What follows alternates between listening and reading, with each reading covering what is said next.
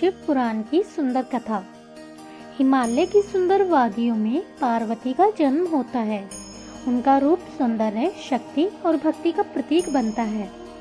उनका रूप ऐसा था कि मानो संपूर्ण पृथ्वी पर सुंदरता का समागम हो गया हो। हिमालय की कंठभूमि में एक दिव्य कन्या का जन्म हुआ, पार्वती, जिनकी सुंदरता केवल बाहरी नहीं अपितु उनके अंतर्मन की निर्बलता भी दर्शाती थी। ये सौंदर्य केवल रूप में ही नहीं, उनके आत्मविश्वास, शक्ति और भक्ति में भी समाहित था। पार्वती का रूप और शक्ति हर किसी को आकर्षित करती है, लेकिन उनका दिल शिव में बसता है। वह केवल उनकी भक्ति में अपनी ऊर्जा लगाती है। पार्वती शिव की भक्ति में लीन हो जाती है। उनका सौंदर्य अब केवल एक आंतरिक शक्ति का प्रतीक बन जाता है।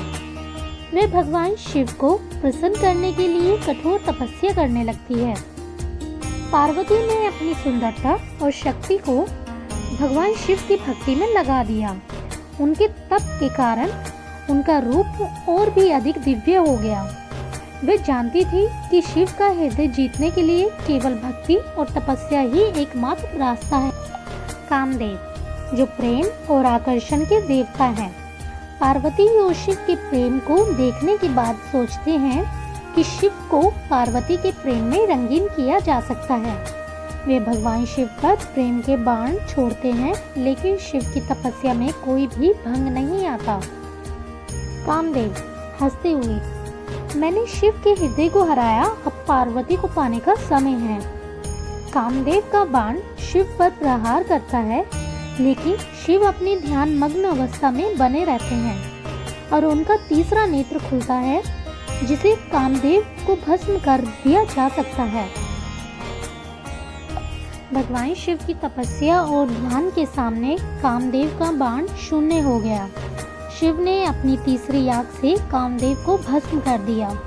ये सिद्ध कर दिया कि वास्तविक प्रेम और सुंदरता भक्ति और तपस्या से उपजी होती है, ना कि भारी रूप से। पार्वती अपने तपस्या से शिव को प्रसन्न करती है। वह भगवान शिव को एकमात्र प्रार्थना करती है कि वह उन्हें अपने जीवन साथी बनाए। शिव पार्वती की भक्ति से अभिभूत होकर उन्हें आशीर्वाद देते हैं। शिव, पार्वती तुम्हारी सुंदरता केवल रूप में नहीं बल्कि तुम्हारी आत्मा में बसी है। तुम न केवल शारीरिक रूप की देवी हो, बल्कि तुम भक्ति और समर्पण की भी देवी हो। पार्वती का रूप अब केवल बाहरी नहीं बल्कि उनकी भक्ति, उनकी शक्ति और उनके समर्पण का प्रतीक बन चुका था। भगवान शिव ने उन्हें अपनी पत्नी स्वीकार किया और तब से पार्वती और शिव का संबंध एक आदर्श रूप में स्थापित हुआ।